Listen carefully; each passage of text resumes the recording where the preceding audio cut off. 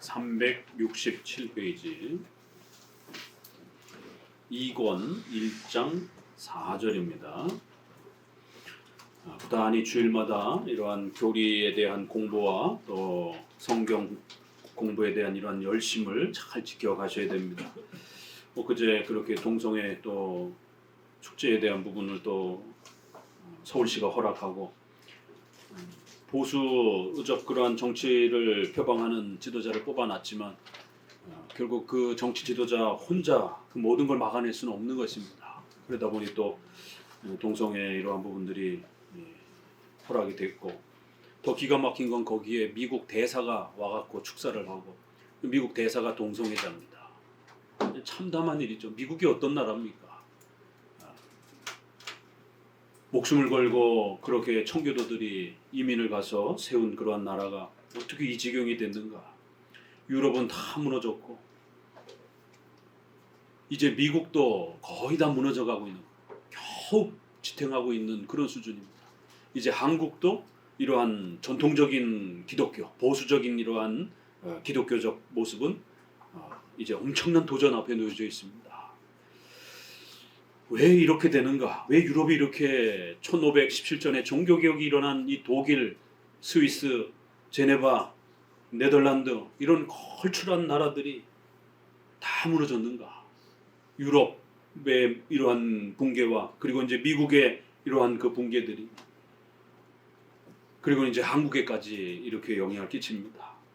이건 결국 후손들이 성경에 집중하지 않아서 이런 일이 벌어진 것이에요. 성경 공부를 등한시하면서 교리 공부를 등한시하면서 기독교를 자꾸 체험적인 그런 종교로 변질시키면서 체험 많이 하고 성경은 모르는 많은 그러한 신비 체험을 하는데 교리 공부는 등한시하는, 이러면서 결국 우리가 가장 강력한 힘을 가질 수 있는 성경이라고 하는 이 무기를 잃어버리게 되는 이런 일들이 결국 역사 속에서 번지면서 그 어마어마한 유럽도 결국 근 한 200년 만에 무너졌고 1700년 넘어가면서 경건주의, 신비 체험하는 이런 케이커 교도들이 영국에서 발생이 되면서 그렇게 막 신비한 환상 예언한다고 그러면서 그렇게 기독교 집회를, 기독교의 이런 예배 모습을 망가뜨리고, 그게 1700년, 1800년 독일에서 유명한 자유주의, 성경을 믿지 않는, 성경은 고대 근동의 소설이라고 하는 이 벨하우젠이라든가 슐라이마커라든가 이러한 성경을 믿지 않는, 성경은 그저 고대 문서 중에 하나라고 하는 유명한 자유주의의 아버지들이 결국 1800년에 등장을 하기 시작합니다. 겨우 미국으로 넘어온 미국 교회만이 성경을 하나님의 말씀으로 믿고 원죄를 가르치고 믿음으로 구원받는 이신칭의를 가르치는 프린스턴 신학교가 1829년에 겨우 이제 설립이 되면서 미국 교회를 지켜나가는 거예요.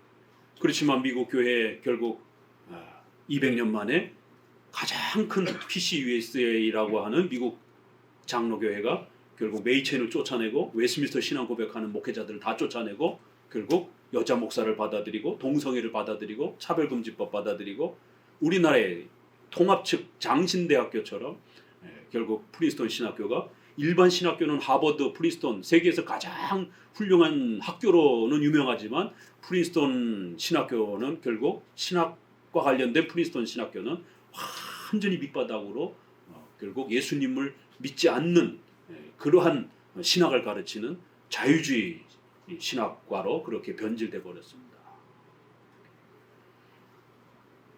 결국 성경보다는 삶이 더 중요하다, 교리보다는 체험이 더 중요하다, 이제 이런 슬로건들을 외치면서 교회가 너무 설교 길게 하고 성경 공부 너무 많이 하고 교리 공부 너무 딱딱하고 좀 뜨겁고 열광적인 걸로 이렇게 가자라고 하면서 기독교는 성경 중심과 교리 중심의 기독교에서 체험 중심의 이런 경건주의, 그래서 경건주의가 탄생이 됩니다. 뜨거운 거를 좋아하는 기독교를 경건주의라고 그렇게 변화합니다. 정신 차려야 됩니다. 이제 우리 차례예요. 대한민국이 이렇게 어떻게 동성애를 가지고 전도하지 말라라고 하는 개종 전도 금지라고 하는 이 주제를 가지고 대한민국 교회가 골머리를 앓으리라고는 10년 전만 해도 아무도 생각 못했습니다. 그런데 2013년에 부산 WCC 10차 총회가 멕시코에서 열릴 때 그 옆에서 반대운동을 하는 신학자들과 성도들이, 특별히 신학자들이 연구해서 경고했습니다. 5년 안에 대한민국은 동성애로 홍역을 앓을 거라고. 왜요? 그 WCC 행사하는 데 가보니까 동성애 그 무지개 플랜카드 걸쳐놓고 설득하고 있더라고요. 경고했습니다. 신학자들이. 대한민국은 앞으로 5년, 짧으면 5년 안에 동성애가 급격히 사회적으로 수용될 것이다. 결국 WCC 종교 일치 운동에 있어서 평등, 자유, 평등, 박애를 외치면서 윤리면에 있어서는 남녀의 이러한 그 성적 차별에 대한 부분들을 가장 인권의 그러한 벽으로 생각하면서 동성애, 인권평등, 성평등을 가장 중요한 그러한 평등의 절대 개념으로 그렇게 WCC가 주장하는 것을 저희는 봤기 때문에 그런 거예요. 또 종교적으로는 기독교만 구원받는다라고, 예수님으로만 구원받는다라고 말하지 말자. 모든 종교들은 다 평등해야 된다라고 하는. 종교 평등, 윤리 평등, 윤리 평등에 있어서 성 문제가 가장 이슈가 되고 있었기 때문에 이 두 개가, 그래서 동성애가 한국 사회를 휩쓸 것이고, 그 다음에 혼합주의적 기독교회가 교회가 판을 칠 것이다라는 걸 경고했습니다. 아니나 다를까 5년도 채 되지 않아서 결국 트랜스젠더라든가 이러한 동성애 문제들이 사회적으로 굉장히 급격히 이렇게 호의적으로 방송에서도 얼마든지 이렇게 다 가능한, 처음에 홍석천 씨가 나왔을 때 난리가 나고 막 거부 운동들이 이렇게 일어났지만 몇 년 안에 결국 분위기가 바뀌면서 오히려 그런 성소수자를 차단하는 것을 마치 인권을 억압하는 것처럼 벌써 사회 분위기가 그렇게 바뀌면서 이제는 성에 대한 이런 동성애 문제들을 반대하는 그런 사람들을 아주 독재적이고 폭력적이고 반인권적인 그런 사람들로 그렇게 매도하는 그런 사회가 돼버렸습니다. 우리 차례 이렇게 엄청난 이런 갈등들을 서로 대립하면서 과연 어떤 세계관이 이길 것인가? 만약 이러한 반윤리적, 이러한 반기독교적인 윤리적 세계관이 한국 사회를 지배하게 되면 불보듯 뻔한 겁니다. 그러면 이제 하나님의 징계가 어떤 식으로 임할 것인가? 코로나보다도 더 심각한 상태로 그러한 질병의 이러한 예기치 못한 질병들이 전 세계적으로 또 대한민국에 폭발적으로 하나님의 징계가 쏟아질 것입니다. 또 사회 경제적인 이러한 그 위기와 이런 부분들이 2차 세계대전 이후에 한 6, 70년 동안 서구권의 이런 공산주의와 민주주의가 이렇게 대립한 적은 없었습니다. 그래서 굉장히 편안하게 살았죠. 그런데 이제 또다시 러시아와 중국을 기본으로 하고 유럽의 EU와 미국이 강력하게 이렇게 또 이념적 대립을 이제 시작한 겁니다. 그러면 전쟁이라고 하는 이런 부분들이 수시로 이제 일어날 수 있는 그런 사회가 돼 버렸습니다. 하나님 앞에 기도하면서 이러한 성경으로 돌아가고 또 교리로 돌아가서 특별히 인간의 이러한 죄가 얼마나 참혹하고 부패하고 무서운지에 대해서 우리 스스로 눈뜨지 않는다라면 하나님 앞에 회개에 대한 이런 절박성을 못 느끼는 거예요. 인간의 부패를 심각함을 알면 알수록 하나님 앞에 도움을 요청하고 회개로 또 나아가게 되는 겁니다. 그래서 끊임없이 이런 엄청난 분량으로 또 인간의 죄의 본질, 또 그 죄의 열매, 성격들을 교리적으로 정확하게 배울 수 있도록 기독교 강연은 이렇게 많은 분량을 인간의 죄에 대한 문제에 대해서 우리 성도들이 집중할 수 있도록, 이 죄에 무감각하게 되면, 과거에는 동성애를 죄라라고 지적했는데 죄에 무감각하고 교회가 설교를 통해서 죄를 지적하지 않으니까 동성애도 죄가 아니다라고, 오히려 동성애는 가장 인권적인 것이다라고 목회자가 그렇게 설교하고 있는 거예요. 시대가 이렇게 바뀌어버리는 겁니다. 그래서 죄에 대해서 점점 더 우리가 교리적으로 끊임없이 배워가셔야 됩니다. 자, 4절, 아담의 죄로 인하여 인간이 최초의 그 본성, 천품을 잃어버렸고 인류 전체가 파멸하게 되었다. 아담이 타락한 이야기는 죄가 무엇인가를 우리에게 가르쳐준다. 그것은 배신이다. 굉장히 좀 이렇게 거친 단어죠. 그럼에도 불구하고 이러한 부분을 명확하게 알아야 된다는 거예요. 죄란 배신이라는 거예요. 하나님에 대한 배신이라는 겁니다. 윤리적인 어떤 죄의 열매 차원에서 죄를 접근하면 안 된다라는 거예요. 시기, 질투, 미움, 욕심, 이런 건 크리스찬들한테도 많이 있습니다. 죄의 본질은 최초의 그 아담의 타락에서부터 나타난다는 거예요. 그 중심된 이야기는 배신이라는 거예요. 하나님을 섬겨야 될 인류가 하나님을 섬기지 않고 하나님을 싫어하고 등을 지는 배신에 대한 문제, 바로 이것이 죄의 본질과 핵심이고, 창세기는 바로 이 죄의 본질, 원죄를 가르치는 가장 중요한 내용이라는 겁니다. 자, 하나님께서 엄중한 벌을 주신 죄는 가벼운 것이 아니라 흉악한 범죄였을 것이다. 그러므로 이제 우리는 인류 전체에 대한 하나님의 무서운 벌을 부른 아담의 이탈에는 어떤 종류의 죄가 있었는가를 숙고해야 한다. 아담의 죄를 탐욕에 의한 무절제라고 하는 일반적 생각은 유치하다. 이 한 문장. 오늘날 교회가 뭐라고 설교합니까? 내적 치유. 무슨 내적 치유예요? 죄를 회개케 해야 되는 것이지, 우리 마음의 상처, 아픔, 죄라고 하는, 심판이라고 하는, 형벌이라고 하는 이런 센 단어를 낮춰버린 겁니다. 아픔, 치유, 회복, 상처, 이런 단어들로 확 낮춰버린 거예요. 아담의 죄를 탐욕에 의한 무절제, 약함, 연약함, 부족함, 이런 식으로 설명하게 되면 이건 아주 유치한 설명이라는 거예요. 그렇게 되면 죄의 개념이 낮아져 버립니다. 그래서 오늘날 많은 그러한 그나마 죄에 대한 설교들이 우리 인간 사이의 갈등, 부부 사이의 어떤 그런 갈등, 사람과 사람과의 어떤 그런 갈등, 이런 것에서 도덕적인 훈계 정도로 바뀌어버린 거예요. 착하게 살아야 된다. 서로 사랑하면서 살아야 된다.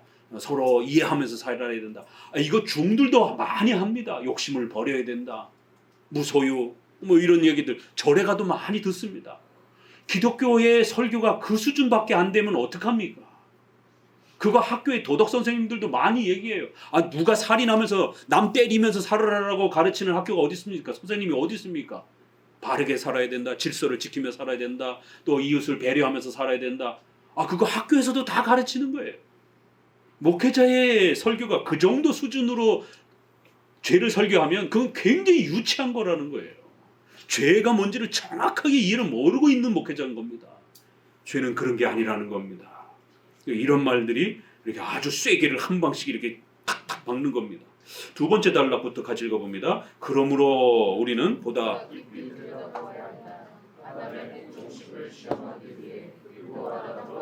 자신이 기꺼이 하나님의 것을 증명하도록 아담에게 선악을 알게 하는 나무에 접근하지 말라는 명령이 내려졌었다. 나무의 이름만 보더라도 그 명령의 유일한 목적이 그가 자신 만족하며 악한 정욕으로 교만해지지 않도록 하려는 데에 있었다는 것을 알 수 있다. 그러나 생명나무의 열매를 먹는 동안은 영생을 바랄 수 있다고 한 약속과 그와는 반대로 선악을 아는 나무의 열매를 맛보기만 하면 죽음이 있으리라고 한 무서운 경고가 그 믿음을 시험하게 되었다.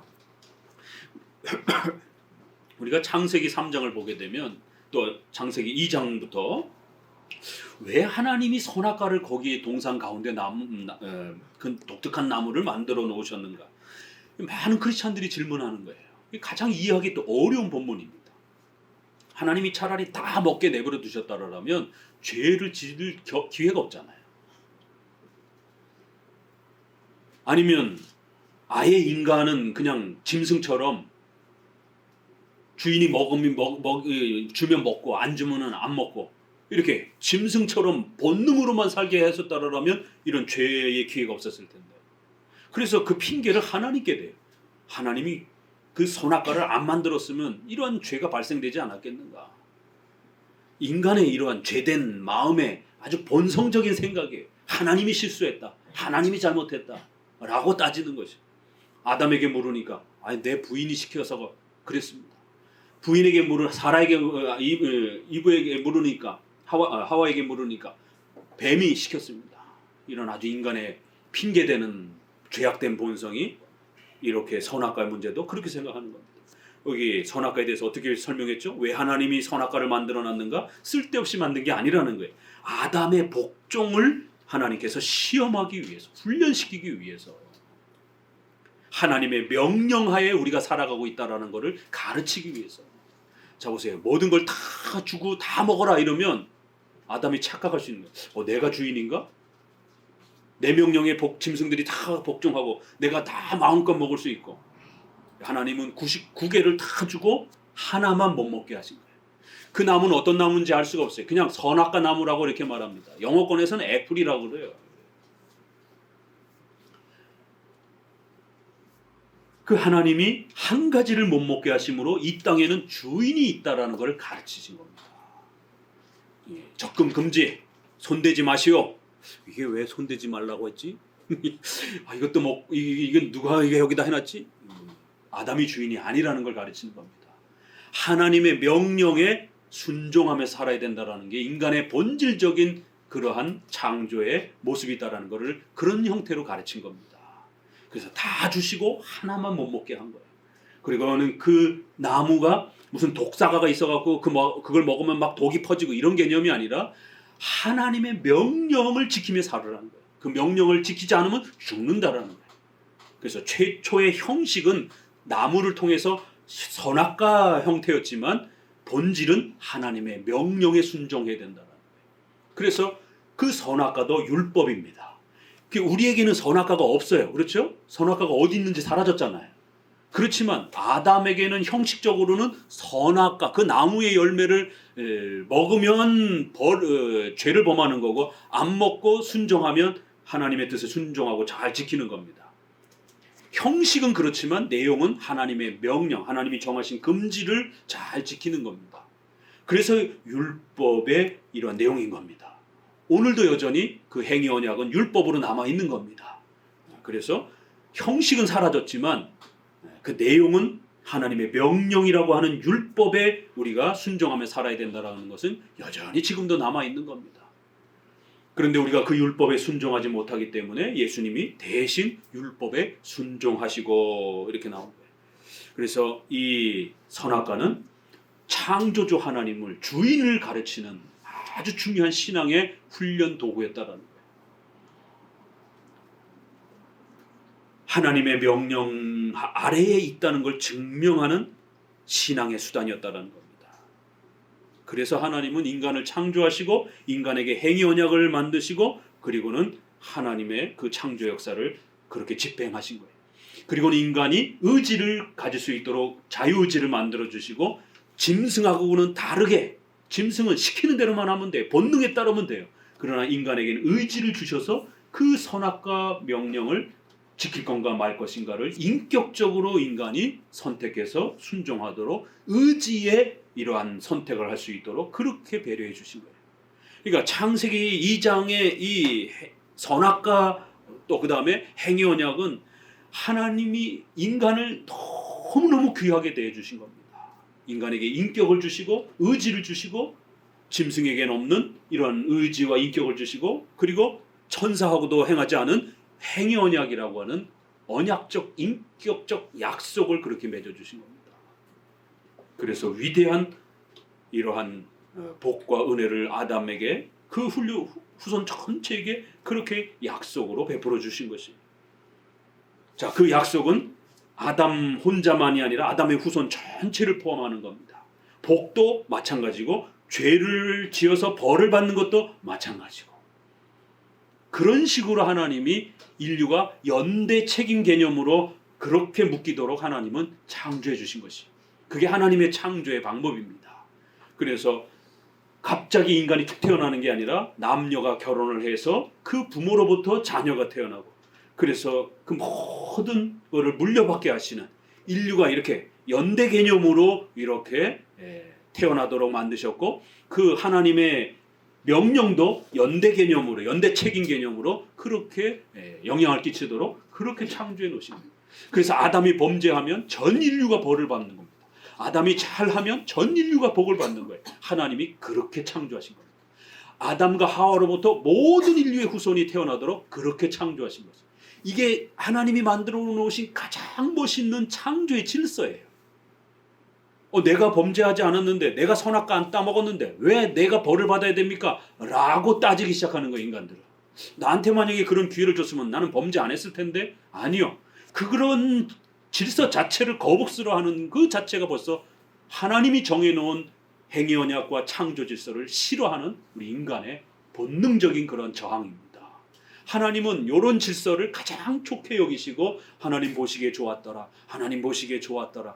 그래서 아담도 이렇게 만드시고 아담에게도 인격도 주시고 아담에게 행위 언약이라고 하는 선악과 명령도 주시고 보시기에 좋았더라. 가장 좋은 방식으로 그렇게 만들어 놓으신 것이에요. 그거를 아담이 어긴 겁니다. 자, 조금 더 읽어봅니다. 셋째 줄에 참으로 교만이 모든 악의 처음이었다는 어거스틴의 단정은 옳다. 사람이 야심으로 자기의 마땅하고 바른 한계를 넘으려고 하지 않았더라면 시초의 상태에서 머물 수 있었을 것이다. 어거스틴은 이러한 아담의 첫 범죄를 결국 하나님처럼 되고 싶은, 하나님을 넘어서고 싶은, 하나님이 정해놓은 기준을 싫다는 거예요. 내가 기준을 정하고 싶다라는 거예요. 인간이 주인이 되고 싶은 교만, 하나님을 넘어서려고 하는 그러한 탐욕의 이러한 교만이 결국 죄의 본성적 모습이라고 어거스틴은 그렇게 설명했다라는 겁니다. 훌륭한 설명이라는 거예요. 그러나 이제 종교개혁 시대에 와서는 조금 더 선명하게 불순종이라고 하는 개념으로, 불법이라는 개념으로 그 죄의 정의를 훨씬 더 정확하게 정의를 해준 겁니다. 소요리 문답 13은 죄란 불법이다. 하나님의 법을 지키지 않는 것이다. 요한 1서 3장에 죄는 불법이다 라고 이렇게 표현되어 있는 것처럼 불순종이 타락의 시초였다라는 것은 이미 분명한 사실이다. 한 사람의 불순종으로 인하여 모든 사람이 죄인이 되었다라고 가르친다. 로마서 5장 19절. 우리 로마서 읽어봅시다.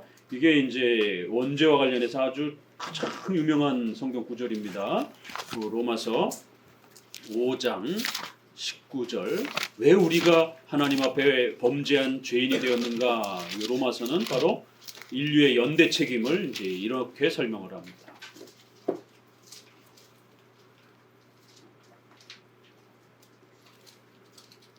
12절부터 같이 읽어봅니다. 시작. 이러므로 한 사람으로 말미암아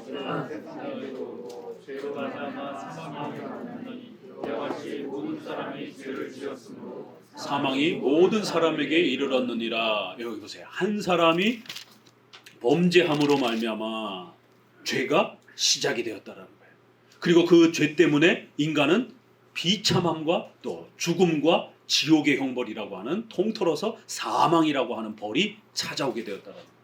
이와 같이 모든 사람, 인류의 후손들이 죄를 아담과 동일하게 그 원죄를 짓고 참여하게 되는 그러한 죄인이 되었다라는 거예요.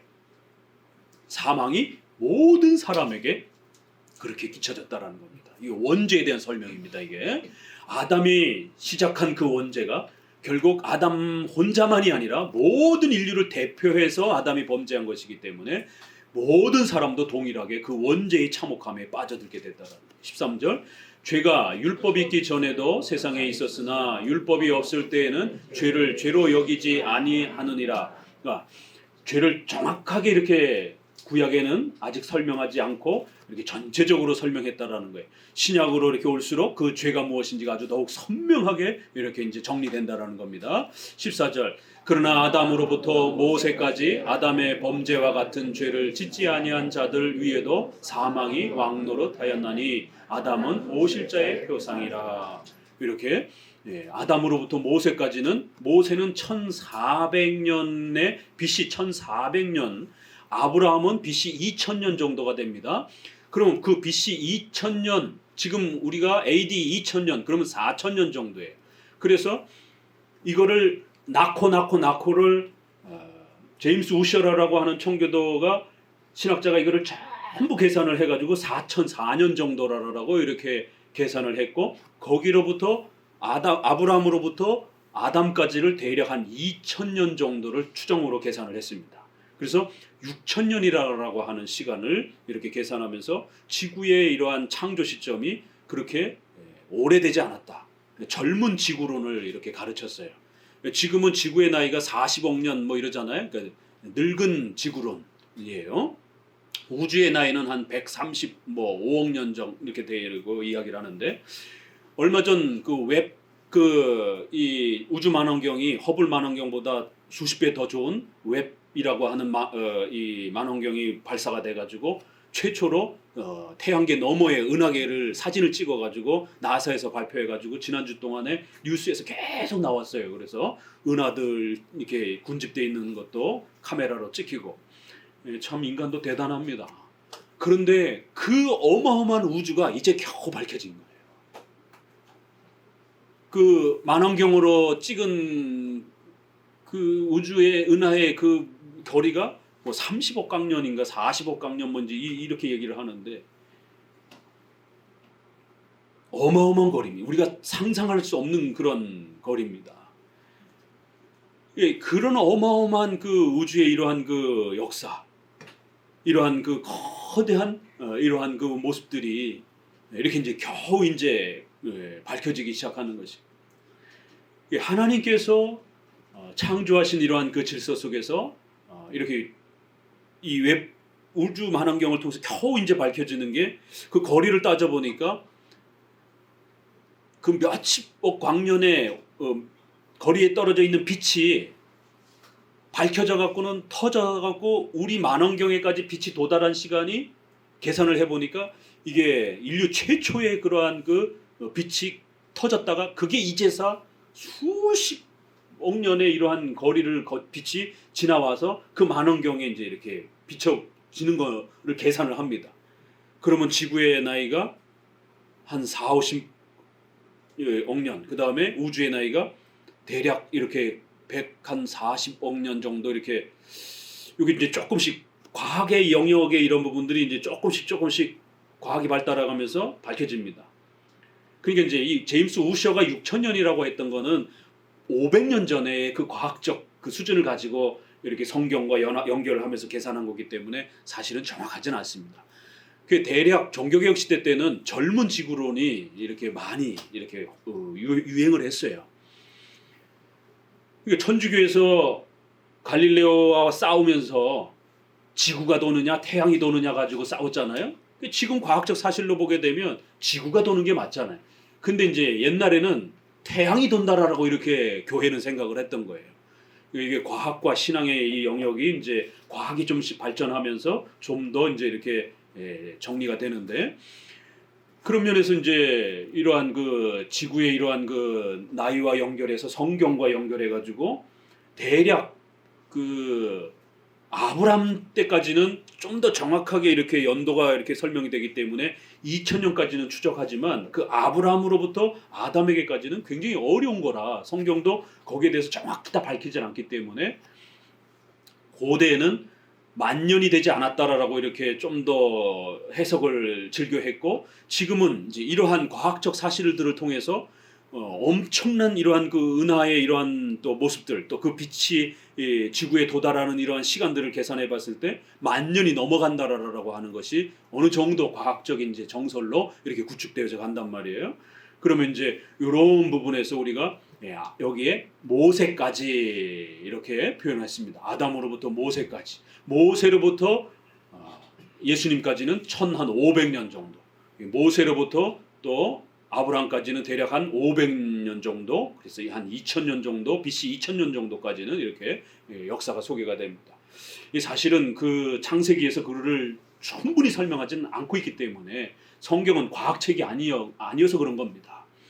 그러니까 조금 젊은 지구로 보던, 또 지구의 연대가 훨씬 오래된 걸로 보던, 우리가 성경을 하나님의 말씀으로 믿고 또 우리가 구원받는 데 있어서 그리스도의 이신칭에 대한 이런 거를 배우는 데 있어서는 전혀 문제가 되지 않습니다. 그 창세기 1장에서부터 하루 부분에 이러한 부분들이 얼마나 오래됐는지는 미지의 세계로 이렇게 담겨 있는 겁니다. 이렇게 모든 후손들에게까지 그들은 선악과를 경험하지도 못했어요. 우리도 마찬가지고. 그렇지만 아담이 범죄한 것은 그 모든 후손에게 영향 끼친다는 거예요. 사망이 그들에게도 지배한다는 겁니다. 15절 읽습니다. 그러나 이 은사는 그 범죄와 같이 아니하니 곧 한 사람의 범죄를 인하여 많은 사람이 죽었은즉 더욱 하나님의 은혜와 또는 한 사람 예수 그리스도의 은혜로 말미암아 선물이 많은 사람에게 넘쳤느니라. 그 한 사람의 범죄로 인하여 많은 사람이 죄인 되는 방식, 또 한 사람 예수 그리스도에 의해서 많은 또 성도들이 은혜를 얻는 방식, 이게 같이 연결이 된다는 겁니다. 대표성의 원리 때문에. 그렇지 않으면 우리가 철저하게 각 개인이 하나님 앞에 율법의 순종함으로 테스트를 받아야 되는 거예요. 그러나 예수님이 순종하심으로 인하여 그 예수님을 믿음으로 고백하는 모든 성도들이 그 은혜의 대표로서 예수님이 행하신 그 순종을 우리가 행한 것처럼 그렇게 선물로 받는 대표의 이러한 방식이 연결이 되는 겁니다. 하나님이 정해놓은 질서이기 때문에 그래요. 한 사람이 잘못하면 모두가 벌을 받고 한 사람이 잘하면 모두가 또 복을 받는 이런 방식으로 하나님이 창조의 질서를 정해놓으셨다는 겁니다. 16절 또 이 선물은 범죄한 한 사람으로 말미암은 것과 같지 아니하니 심판은 한 사람을 인하여 정죄에 이르렀으나 은사는 많은 범죄를 인하여 의롭다 하심에 이릅니다. 또 17절에 한 사람의 범죄를 인하여 사망이 그 한 사람으로 말미암아 왕노릇하였은즉 더욱 은혜와 의의 선물을 넘치게 받는 자들이 한 분 예수 그리스도로 말미암아 생명에서 왕노릇하니라. 이렇게 한 사람 아담으로 인하여 모든 인류가 범죄하게 된 것과 한 사람 예수님으로 인하여 우리의 또 성도들이 그 구원의 은혜에 우리가 순종한 게 아님에도 불구하고 우리가 순종한 것처럼 그 혜택을 누리게 된다라고 하는 범죄에 있어서도 은혜에 있어서도 이런 대표성의 방식으로 세상이 돌아가도록 하나님은 그렇게 창조해 놓으셨다라는 거예요. 그게 가장 좋은 방식이었던 겁니다. 이러한 창조의 원리를 우리가 잘 이해하게 되면 왜 우리가 죄인이 되었는가? 나는 선악과를 먹지도 않았는데 억울하다라고 할 문제가 아니라 우리가 인간으로 태어났기 때문에 아담의 후손으로 태어났기 때문에 인간으로 태어나는 그 순간 모든 인류는 그 원죄의 영향 아래 들어가게 된다는 것이에요. 자, 5장 19절이 이 원죄의 원리를 설명하는 겁니다. 이러한 부분을 교리로서 우리가 정확하게 배워야 원죄가 무엇이고 그 원죄를 왜 내가 물려받고 나까지 영향을 받았는지를 죄가 무엇인지를 이렇게 정확하게 배우는 것이지 이걸 무슨 환상이나 그림으로 이 원죄와 또 이 원죄가 전달이 되는 이거를 전가라고 그러는 거예요. 그래서 내가 직접 범하지 않았지만 내가 범죄한 것처럼 그렇게 전가시키는 거예요. 그렇게 여기는 겁니다. 그렇게 돌리는 거예요. 이 전가 개념으로 우리가 죄인이 된 겁니다. 그러니까 이런 부분들은 무슨 그림으로 설명될 수 있는 게 아니에요. 이걸 전가교리라 이렇게 말하는 겁니다. 그 다음 구절을 같이 읽어봅니다. 이뿐 아니라 진실을 멸시하고 허위로 돌아섰기 때문에 또 그 다음 구절 그리고 분명한 것은 일단 우리가 같이 읽어봅니다. 하나님의 말씀을 멸시하면 우리는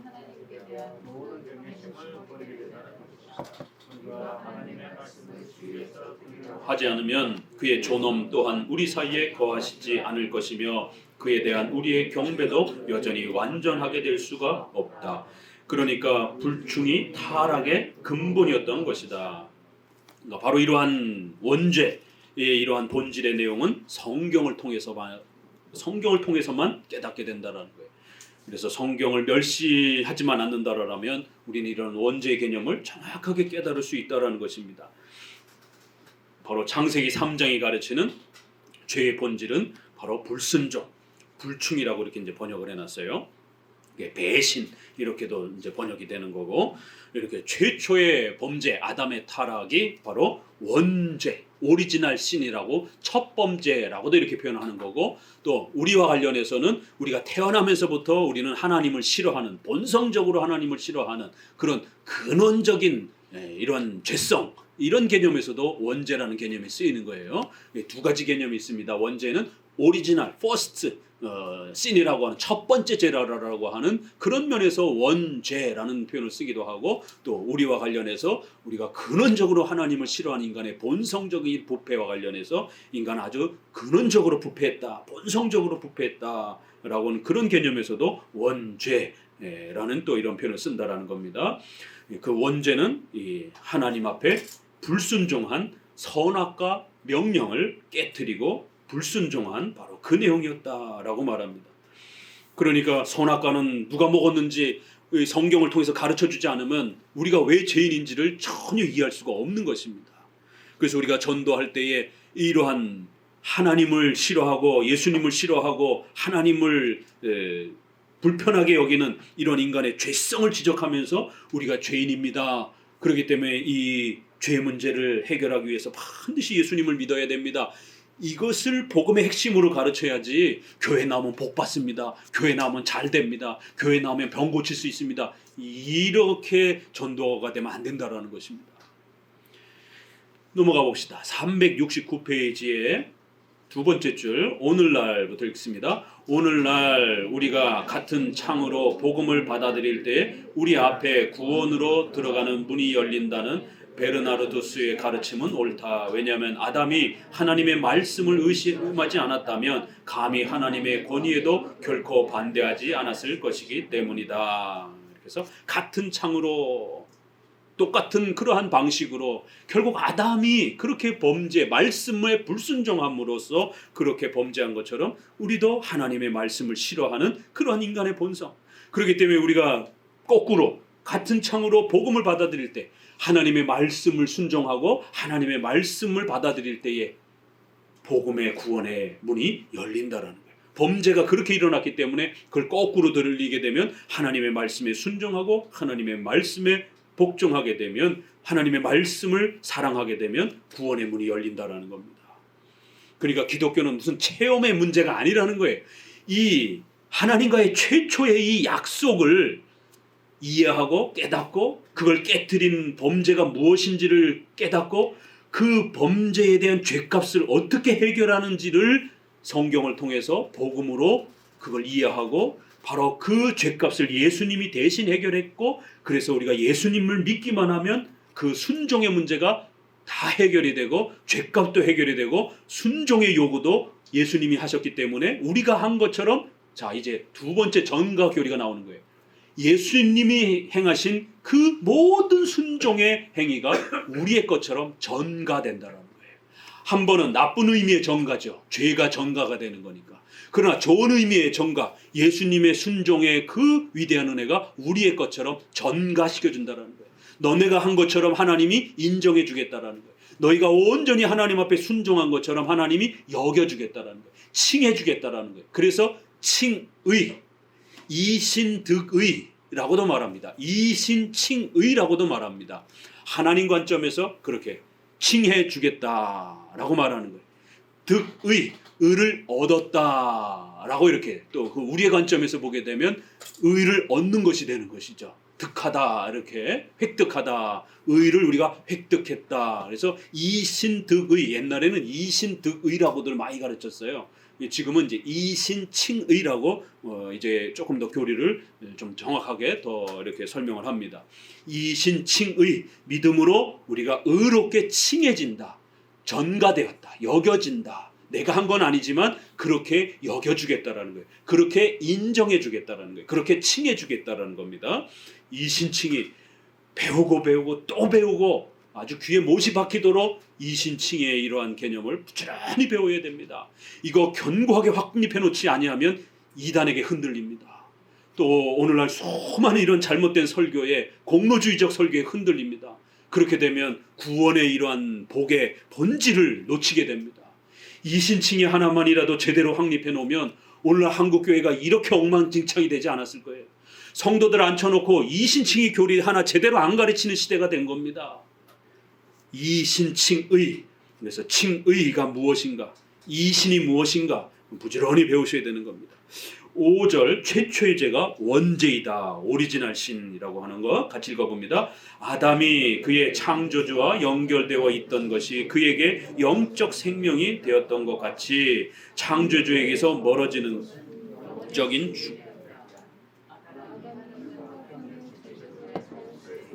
위배했을 때 그 반역으로 인해서 인류를 파멸에 몰아넣게 된 것은 조금도 이상한 일이 아니다. 그래서 창조주에게서 멀어지는 것이 바로 영혼의 죽음이라는 것. 창조주와 함께 살아가도록 하나님은 인간을 창조하시고 그들에게 아낌없이 모든 걸 준 거예요. 하나님의 형상으로 만들고 또 인간에게 언약을 주셔서 그렇게 하나님이 지극히 낮아지셔서 약속의 채무관계로 들어오신 것이에요. 하나님은 그렇게 할 필요가 없습니다. 인간에게 짐승처럼 하나님의 명령에 절대적으로 복종하도록 그렇게 명령하셔도 되는 거예요. 그런데 하나님이 자신을 낮추어서 인간과 언약을 맺으면서 언약의 채무관계로, 하나님도 약속을 지켜야 되는 그런 채무관계로 하나님이 자신을 낮춰준 것입니다. 그리고 또다시 두 번째 낮아지심이 있었죠. 예수님이 우리의 몸으로 이 땅에 오셔서 그렇게 영원하신 왕이 비참한 인간의 모습으로 자신을 낮추어서 자신이 스스로 죽음의 길을 택하는 이런 엄청난 하나님의 낮아지심을 행한 거예요.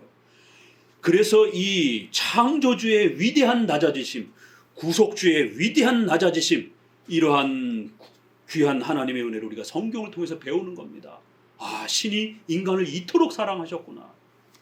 하나님의 형상으로 만드시고 하나님이 낮아지셔서 우리와 약속을 맺으신 것이, 너희가 하나님을 가까이 하고 하나님의 명령에 잘 순종하면 내가 반드시 너희들을 지켜주고 너희들에게 영생의 복을 주시겠다라고 하는, 그럼 하나님도 이제 지켜야 되는 책임이 형성이 되는 겁니다. 이렇게까지 하나님이 인간을 사랑하시면서 인간에게 모든 복을 주겠다라고 그렇게 약속의 의무를 짊어지신 겁니다.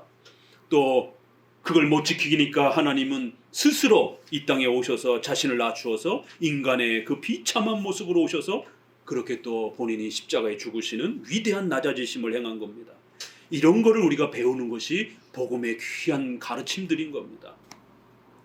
목사님 뭐 체험하게 해주세요, 뭐 환상 보게 해주세요, 그런 게 아니라 성경을 자세히 이렇게 배우는 거예요.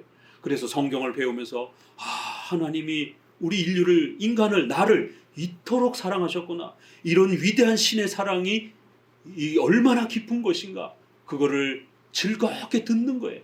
기쁘게 듣는 거예요. 그러면 가슴 저편으로부터 막 감동이 차고 넘치는 겁니다.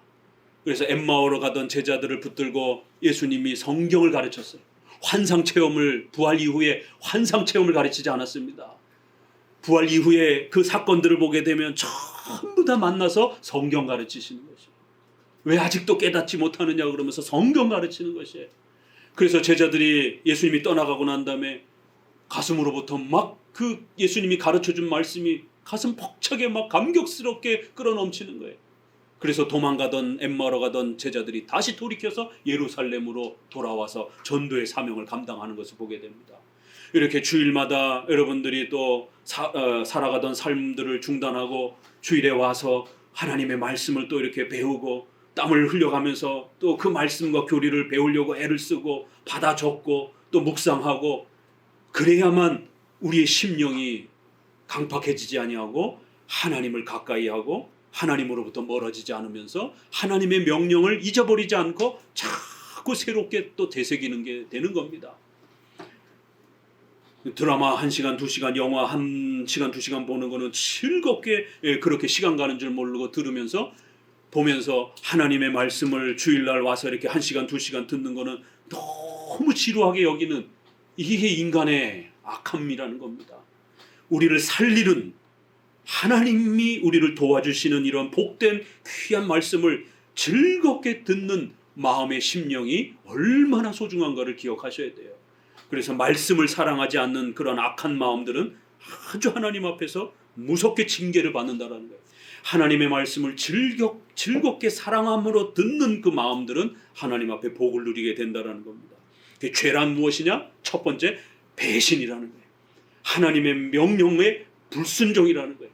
그 죄는 지금도 여전히 성경을 듣기 싫어하고 성경만 들으면 자꾸 졸음이 오고 성경만 배우려고 하면 막 몸이 쑤시고, 그런데 드라마 볼 때는 눈이 반짝반짝하고 이렇다라는 겁니다.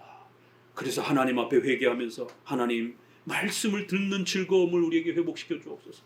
말씀을 들을 때 내 가슴 저편 깊이에서 막 그 감격스러움이 차고 넘치게 해 주옵소서. 하나님의 이런 위대한 사랑과 하나님이 우리 인류에게 베풀어 주신 이 엄청난 은혜들, 그리고 그리스도를 통하여 우리를 사랑하기 위하여 어떤 희생을 치르셨는지 이 엄청난 하나님의 희생의 낮아지심을 즐겁게 듣게 해 주옵소서. 기도하셔야 되는 겁니다. 하나님으로부터 멀어지는 이런 영혼의 죽음이 되었다. 그런 마음 상태가 되었다. 그러면서 로마서 8장을 쭉 읽어가면서 밑에서 셋째 줄부터 읽어봅니다. 그는 또한 후손까지도 끌어넣어 같은 불행에 잠기게 만든 것이다. 이것은 물려받은 부패이며 이것을 교부들은 원죄라고 불렀다. 여기서 죄라는 말은 이전에 선하고 순수했던 본성을 잃어버렸다는 뜻이다. 이 문제에 대해 많은 분쟁이 있었다. 한 사람의 죄책으로 모든 사람이 죄책을 지게 되어 죄가 공통한 것이 된다는 것은 상식과 가장 거리가 먼 일이었던 것이다. 이 원죄교리, 전가교리, 이거 인간에게 굉장히 불편합니다. 듣기 싫어합니다. 아니 그건 아담이 범죄한 거지 그걸 왜 나한테 뒤집어 씌워? 왜 내가 그런 벌을 받아야 돼? 이런 저항들. 이 한 사람이 범죄함으로 모든 인류가 범죄한다는 게 이게 쉽사리 잘 인간에게 이해가 안 된다라는 거예요. 굉장히 거북스럽다라는 거예요. 그래서 역사 속에 수많은 저항들이 있었고 이러한 하나님의 행하심을 불편하게 여기는 많은 저항들이 있었다라는 거예요. 이제 초창기 어거스틴 시대의 교부 시대에 500년까지를 교부 시대라고 그럽니다. 초기 교부들의 교회의 아버지들의 시대 이렇게 해서 줄여서 교부 시대 이렇게 표현을 합니다. 점차적으로 이거를 원죄라고 이렇게 이제 교리가 정리가 되게 되었다라는 거예요. 그런데 이제 여기 유명한 펠라기우스라는 목사가 등장을 하기 시작하면서 펠라기우스도 목사예요. 그리고는 원죄를 잘못 가르치기 시작한 거예요. 오늘날 대부분의 복음지권 내에서 이 펠라기우스처럼 죄를 가르칩니다. 치료, 상처, 내적인 아픈 마음, 갈등 이런 식으로 펠라기우스 목사가 원죄의 개념을 낮춰버린 거예요. 그리고는 아담의 죄를 우리가 물려받은 게 아니다. 내가 잘하면 된다. 이런 식으로 전가교리를 거부하기 시작한 겁니다.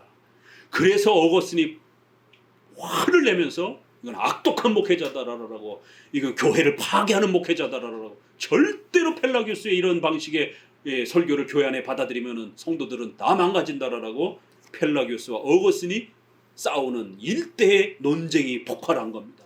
그래서 많은 교회가 펠라기우스를 쫓아가고 많은 또 교회들이 어거스틴을 쫓아가고, 그리고 또 중간쯤에 이 두 개를 절충하는 신인 협력주의 반반 신앙이 나오기 시작한 거예요. 그래서 역사상 최초의 이제 세 가지로 교파가 나눠지는 거예요.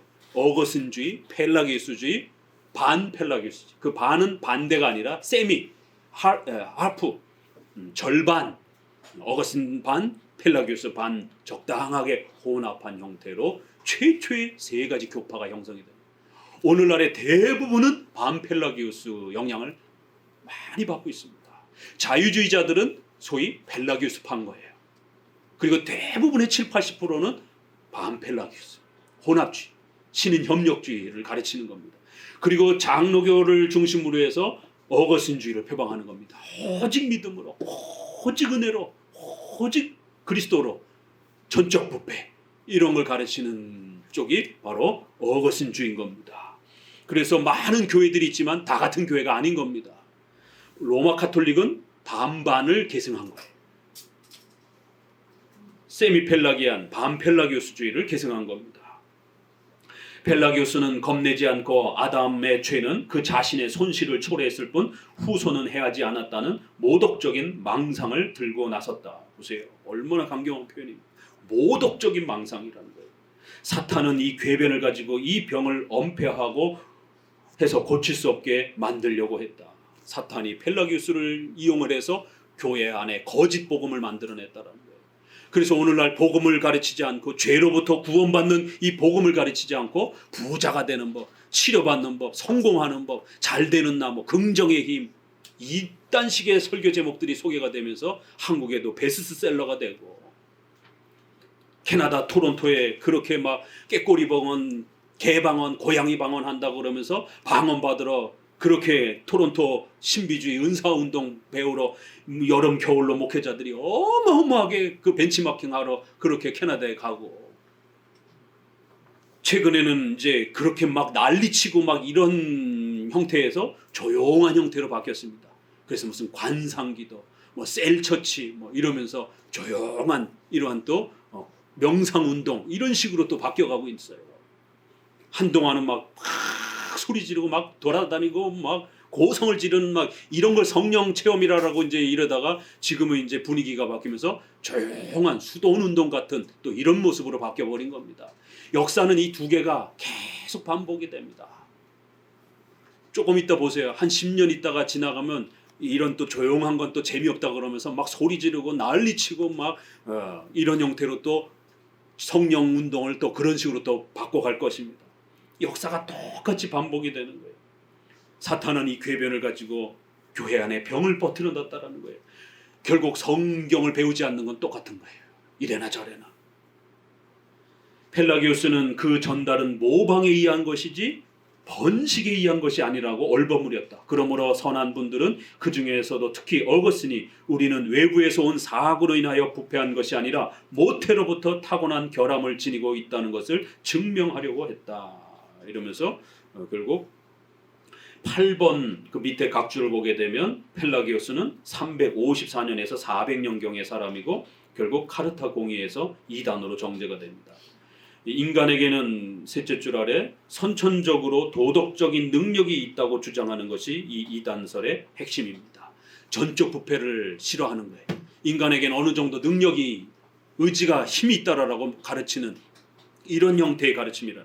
이거요 1618년에 바로 알미니안주의 목사라는 사람이 네덜란드에서 똑같이 가르친 겁니다. 그래서 칼빈주의 5대 교리라고 하는 튤립 교리 도르트 총회가 열린 거예요. 유럽 교회가 발칵 뒤집어진 거예요. 오직 은혜로 우리는 전적으로 부패한 자이기 때문에 오직 예수 그리스도의 희생으로만 구원받는다는 이 신칭이 이게 진짜 복음이고 이걸 깨달아야 구원받는다라고 다시 회복한 겁니다. 그리고는 인간은 부패하지 않았다. 인간은 자기 힘으로 하나님을 찾을 수 있다. 선한 행위와 또 공로를 많이 쌓아오면 그것도 구원의 보탬이 된다. 신인 협력적 구원 개념이 알미니안주의 목사에 의해서 교회 안에 들어온 겁니다. 400년이 지나고 난 뒤에 또다시 오늘날 김세현 박사가 보수 장로교회 출신이었던 이런 김세현 박사가 어떻게 오직 은혜로만 구원을 받느냐. 인간의 선행이라든가 성도들의 이런 착한 행동들도 구원의 보탬이 된다. 전통적인 이런 오직 믿음으로 은혜로 인간은 전적으로 부패되었기 때문에 이런 가르침들은 구원파 가르침이다라고 그러면서 여전히 지금도 영향을 끼치고 있습니다. 그렇기 때문에 성도들은 착하게 살아야 구원을 받고 또 구원받고 난 이후에도 성도들이 열심히 윤리적인 이런 착한 행동들을 많이 하면 그런 공로에 의해서 구원이 칭의가 유지가 된다. 아니요. 우리 기독교의 이 신칭의는 오직 예수 그리스도의 은혜로 오직 믿음으로만 그렇게 만들어지고 그렇게 완성이 되는 거예요. 절대로 인간의 공로와 선행과 착한 어떤 행동으로 그 칭의가 만들어지는 게 아닙니다. 500년 전의 이 책망이 지금도 여전히 반복된다는 거예요. 이 진리와의 싸움이기 때문에. 그래서 500년 전의 글을 우리가 다시 또 읽는 겁니다. 넘어가셔서 결국 이러한 펠라기오스와 카엘레스티우스와 같은 이러한 무리가 모든 다른 점에서 파렴치한 짐승들이었다는 것을 저 거룩한 분의 경고에서 깨닫는 사람은 그들의 무모한 태도에 놀라지 않을 것이다. 파렴치한 짐승이라는 거예요.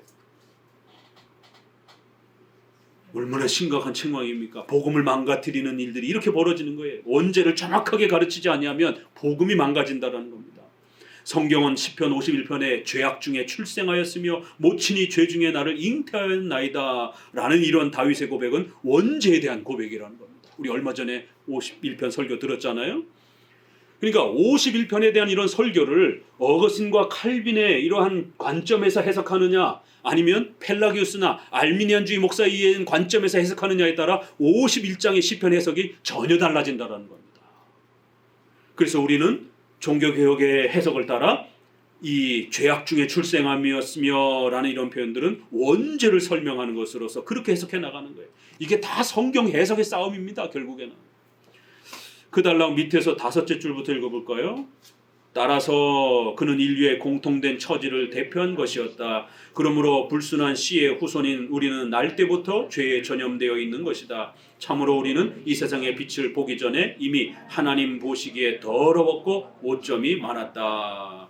욥기서 14장에도 누가 깨끗한 것을 더러운 것 가운데서 낼 수 있느냐, 이게 원죄에 대한 설명이구나. 이게 욥기서의 이런 부분들이. 자, 6절, 원죄는 모방에서 오는 게 아닙니다.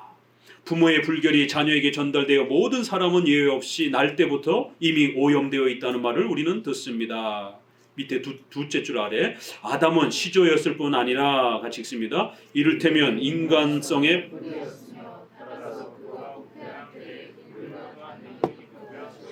생각해야 한다. 사도 바울은 아담과 그리스도를 비교해서 이 점을 분명하게 설명합니다. 로마서 5장 12절 읽었죠. 거기 밑에 줄 로마서 5장 17절 그 뒤에부터 읽어봅니다. 이 시점에서 펠라기우스의 무리는 주장을 할 것인가? 아담의 죄가 모방에 의해서 전파되었다고 할 것인가? 그러면 그리스도의 의가 우리에게 혜택을 주는 것도 그 의가 우리 앞에 모범을 보이고 우리가 그것을 모방하기 때문인가? 누가 이런 모독을 참을 수 있겠는가? 그러나 그리스도의 의와 그에 따른 그의 생명이 전달 또는 분여에 의해서 우리의 것이 된다는 것이 논의할 여지가 없는 일이라면, 즉시 의와 생명은 아담에게서 이뤄졌다가 그리스도에게서 회복된다는 결론이 따른다. 분여, 전가라는 거예요. 좀 어렵게 번역이 됐는데, 그러니까 모방이라고 가르치면 예수님이 이런 샘플을 보여주셨으니까 너희도 열심히 하나님 앞에 순종해, 선한 일 많이 해, 그럼 하나님이 구원해 줄지 안 해줄지 테스트 해볼게. 이렇게 되면 큰일 난다라는 거죠. 원죄가 우리한테 물려지지 않았다라면 그리스도의 이러한 은혜가 우리에게 전가되는 것도 불가능해지는 일이 벌어진다라는 거예요. 여러분이 다 하나님 앞에 완벽하게 율법의 순종을 테스트 받아야 된다는 거예요. 그러면 누가 그걸 할 수 있겠습니까? 그래서 펠라기우스의 이러한 원죄 설명은 큰일 난다는 겁니다. 372페이지로 넘어가셔서 계속 로마서 5장 설명이에요. 넷째 줄, 그러므로 아담과 그리스도와의 관계를 보면 아담은 우리를 자기의 멸망에 끌어넣어 자기와 함께 멸망하게 만들었으나 그리스도께서는 자기의 은총으로 우리를 다시 구원해 주신다. 셋째 줄 아래, 아담 안에서 이루어진 생명이 그리스도 안에서 회복된다는 것을 밝히고 있다. 고린도전서 15장에서도요. 그는 우리 모두가 아담 안에서 죽었다고 선언함으로써 동시에 우리가 죄의 병에 전염되었다는 것이 분명하다라고 단언한다. 쭉 내려오셔서 한 넷째 줄 아래, 그러나 이 일이 나타나는 방법은 오직 그리스도께서 우리에게 그의 의의 능력을 부어주시는 그 놀라운 분여, 이렇게 전가라는 것은 잘 알려진 사실이다. 로마서 8장 10절 뒷부분에, 따라서 우리는 아담과 함께 죽었다라고 하는 말은 해석할 길이 하나밖에 없다. 즉 아담은 죄를 지음으로써 자신의 불행과 멸망을 당했을 뿐 아니라 우리의 본성까지도 같은 파멸에 빠뜨린 것이다. 이것은 그 자신의 죄책 때문이 아니라 그의 죄책은 우리에게는 아무 상관도 없는 것이다. 그가 빠진 그 부패를 모든 후손에게 감염시켰기 때문이다. 그래서 이제 에베소서에도 본질상 진노의 자녀이었더니 이제 이런 표현들이 나오는 겁니다. 쭉 넘어가셔서 죄의 유전까지 봅니다. 같이 읽어봅니다. 전염은 주로 영혼에 있는 것이므로 자식의 영혼은 부친의 영혼에서 유전된 것이냐고 하는 문제는 무척이나 교부들을 괴롭혔는데 이 문제를 이해하려고 애써 논의할 필요는 없다. 주께서 인간성에 부여하시고자 하신 천품들을 아담에게 위탁하셨다는 것으로 우리는 만족해야 한다. 따라서 아담이 그 받은 천품들을 잃어버렸을 때 자신만이 잃었을 뿐만 아니라 우리 모두도 잃게 한 것이다. 이게 이제 창조론에서 아버지와 어머니의 그런 성적 연합을 통해서 아이가 태어나면 우리가 유전된다 이러잖아요. 그러면 죄가 어떻게 자손들에게 전달이 되는가? 그러면 아버지의 그러한 부친의 영혼에서 아이가 태어나는가? 영혼이 태어나는가? 그 부친의 죄에서 자녀에게 유전이 되는 것인가? 이게 이제 아직 신학이 정립이 안 됐기 때문에 초대교회 시절에는 이 죄가 어떻게 전달이 되는가?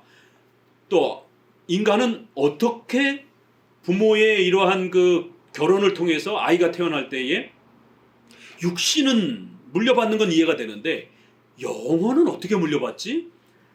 아버지에게서 정자에게서 영혼이 반, 엄마에게서 난자에게서 영혼이 반, 이렇게 유전이 되는 건가? 그러면 아버지의 죄에서 반, 엄마의 죄에서 반 해가지고 아이가 죄가 물려지는 것인가? 그러니까 성경에서 죄가 전달된다라고 하는 이 로마서를 어떤 개념으로 해석해야 되는지에 대한 많은 논란이 있었던 겁니다. 아직 이제 이게 체계적으로 정립이 안 돼서 그랬을 때 이제 우리는 창조론으로 설명을 합니다. 엄마 아빠가 결혼을 해서 아이를 낳게 되면 그 육체는 정자와 난자를 통해서 하나의 육체가 형성이 되는 거예요. 수정체를 통해서. 그러나 영혼은 반반씩 물려받는 그런 개념이 아닙니다. 육체는 부모로부터 물려받되 영혼은 부모로부터 물려받는 게 아니라 하나님이 창조해 주시는 개념. 그래서 이거를 영혼 창조론이라고 말을 하는 겁니다. 죄는 그럼 언제 생기는가? 엄마와 아빠의 그 육신으로부터 육체가 물려질 때에 그 원죄가 모든 인류에게 그렇게 전가, 직접 죄를 범한 것이 아니랄지라도 그 죄의 강력한 전가, 영향력이 모든 인간을 지배해버린다는 거예요. 그래서 남자와 여자가 결혼을 해서 아이를 갖게 되면 그 육체가 만들어지는 그 순간 즉시적으로 인간은 죄의 원죄의 그 영향을 받으면서 죄인이 된다는 것입니다. 그래서 창조론과 죄의 이러한 전가를 잘 구별을 하기 시작한 겁니다. 종교개혁 시대 이후에. 그래서 천품을 잃었을 때, 그의 본성을 잃었을 때 자신만 잃어진 게 아니라 인류 모두를 부패하게 만드는 전가라고 하는 그 모든 후손들이 범죄케 하는 그러한 영향을 끼쳤다라는 거예요. 쭉 내려오시면 그러므로 아담이 빼앗겼을 때 인간성이 벌거숭이가 되고 빈궁하게 되었다고 하는 것이나 아담이 죄에 전염되었을 때에 감염이 인간성에 잠입했다라고 상정하는 것은 조금 더 어리석은 생각이 아니다. 왜요? 썩은 뿌리에서 썩은 큰 가지가 났으며 여기에 나온 작은 가지에 부패가 전달이 된다는 거예요. 그래서 결국 이 아담이 범죄한 게 인류 전체에게 그렇게 어떤 부모의 어떤 썩음에 의해서 이렇게 그 유전되는 그런 그 개념으로 이렇게 생각하지 않아도 얼마든지 이 죄의 원죄성이라고 하는 그 원죄는 전 인류를 포함하여 그렇게 전가된다라고 하는 이 아담의 대표 개념을 이해하게 되면 부모로부터 어떤 방식으로 반반씩 죄가 유전되는가 그런 어떤 세밀한 고민을 안 해도 얼마든지 이 죄의 전달이 충분히 이해가 될 수 있다라는 거예요. 아담의 대표성을 생각하면 인류의 대표라는 이 개념을 생각하게 되면 그 모든 후손이 동시다발적으로 그렇게 죄의 영향을 받는다는 걸 우리는 충분히 이해할 수 있다는 겁니다. 요 10번의 설명은 요거 조금 잘못된 설명입니다. 이 10번의 영혼 유전설과 영혼 창조설을 이렇게 설명을 하는데 이 영혼 유전설을 루터나 칼빈이 반대했다라고 이렇게 했는데 요거는 각주는 이게 미국의 신학자들이 이걸 모아서 설명한 거고 이거는 칼빈이 설명한 게 아니에요. 각주는 원래 기독교 강요는 없는 겁니다. 요거는 미국의 영어권 학자들이 본문을 설명하면서 각주를 집어넣어서 설명해 준 거예요. 상당히 훌륭해요. 그렇지만 미국 신학자들이 또 이렇게 실수한 부분도 많이 있어요. 이거는 영혼 유출설이에요. 하나님의 어떤 본질의 일부가 인간에게 이렇게 전달이 돼가지고 인간이 만들어진다라고 하는 이거 영혼 유출설입니다. 인간이 신의 어떤 물질을 물려받는다라고 하는 그런 개념인데 이건 잘못 설명한 거예요. 영혼 유전 형태로 인간이 창조가 되는가 아니면 영혼이 창조되는 개념으로 형성되는가 요거 다 인정이 됩니다. 우리 보수 신앙에서는 인간이 어떻게 만들어지느냐라고 했을 때 영혼이 창조된다라고 이게 좀 더 강하지만 어거스틴과 교부 시대 때는 아버지와 엄마로부터 그 영혼이 반반씩 그 육신이 만들어질 때 영혼도 그렇게 부모로부터 유전되는 거 아닐까? 이렇게도 한번 해석해 봤어요. 그러니까 이것도 아주 거부하지는 않습니다. 그렇지만 나중에는 좀 더 종교개혁자들에 의해서 그런 유전 개념으로 설명하기엔 좀 부족하고 육신은 분명히 부모로부터 유전된다라는 거예요. 세포가 그렇게 만들어져서 결합이 되기 때문에 그러나 영혼은 창조된다. 그 즉시 하나님이 창조해서 그 육체에 넣어준다라고 하는 영혼 창조설 개념이 훨씬 더 이제 훌륭한 설명으로 그렇게 자리 잡은 겁니다. 이거 조금 설명을 영혼 유출설 개념을 영혼 유전설 개념으로 이렇게 설명해 놨어요. 이건 좀 수정을 해야 됩니다. 각주 부분에서. 자, 맨 아랫줄 읽어봅니다. 함께 마지막. 아담에게서 시작한 부패는 선조로부터 후손에게 전달되어 끊임없이 흘러간 것이다. 전염은 육이나 영혼의 본질에서 발생하는 것이 아니다. 그 전염은 처음 사람이 자신뿐만 아니라 동시에 후손을 위해서도 하나님께서 부여하신 천품을 가지며 또 잃어버리도록 하나님께서 예정하신 것이다. 이렇게 전염은 부패의 전달은 육이나 영혼의 본질에서 시작하는 게 아니라 하나님의 처음 창조 질서, 그 대표권이라고 하는 그 창조 질서. 한 사람이 범죄하면 모두가 범죄하여 벌을 받고 한 사람이 순종하면 모두가 복을 받는 이런 하나님의 창조 질서의 이러한 계획 속에서 발생하는 그러한 결과이지, 한 사람의 이런 육이나 영혼의 본질에서 이렇게 시작하는 그런 개념으로 접근하면 안 된다라는 겁니다. 하나님의 그 거룩한 창조 질서 안에서 일어난 거라는 거예요. 잘했으면 복을 받겠지만 결국 잘못했기 때문에 모두가 벌을 받도록 하나님이 그렇게 정해 놓으셨다라는 겁니다. 자녀는 부모의 순결에 의해서 거룩하게 될 것이므로 경건한 부모에게서 자녀가 부패를 이어받는 것은 있을 수 없는 일이라고 펠라기오스파는 말한다. 그러나 이 궤변에 대한 논박은 매우 쉬운 일이다. 자녀는 부모의 영적 중생에서 나는 것이 아니고 육적 번식에서 나는 것이기 때문이다. 그래서 부모가 예수님을 믿으면 이제 거룩해졌으니까 신자가 된 상태에서 아이를 낳으면 원죄가 없이 태어나느냐? 그렇지 않다라는 거예요. 아무리 신자가 됐어도 부모가 신자가 됐어도 자녀를 낳게 되면 육신의 자녀를 낳는 거기 때문에 그 자녀는 원죄의 이런 부패성을 모두가 다 물려받게 된다라는 겁니다. 그래서 중생에서 나는 것이 아니고 육신의 번식에서 그렇게 태어나는 것이기 때문에 자녀가 왜 원죄를 물려받는가라는 설명도 충분히 이해할 수 있다라는 겁니다. 결국 쭉 내려오셔서 밑에서 셋째 줄, 그렇다고 해서 인류가 받은 보편적 저주가 먼저 있었다는 사실이 부정되는 것은 아니다. 죄책은 자연에서 오고 성결은 초자연적 은총에서 오기 때문이다. 그렇게 해서 부모의 이러한 결혼을 통해서 아이가 태어나게 되면 그런 육신의 결합을 통하여 인간의 육신이 만들어지기 때문에 인간의 모든 그러한 후손들은 이 죄책에게 이러한 부분들에서 자연적으로 태어나는 모든 후손들은 아담의 시조의 그 대표권 때문에 모든 인류는 죄인이 된다라는 거예요. 그러나 구원받는 이런 구원의 은혜는 하나님의 초자연적인 능력과 은혜와 구원의 역사로 인하여 또 우리가 그리스도의 이러한 은혜에 모두 우리 성도들이 또 그리스도를 대표로 해서 또 그렇게 우리가 은혜에 참여하게 된다라는 거예요. 그렇지만 이 그리스도의 은혜는 육신의 이러한 부모가 신자면 저절로 이렇게 따라가는 이런 것이 아니라 초자연적인 하나님의 은혜와 능력을 통해서 우리가 구원에 참여하게 되는 또 이러한 복을 누리게 됩니다라고 하면서 이렇게 원죄의 이런 전가에 대해서 좀 더 집중적으로 어떻게 죄가 전달되는가 여기에 설명을 집중해서 또 전반부를 마쳤습니다.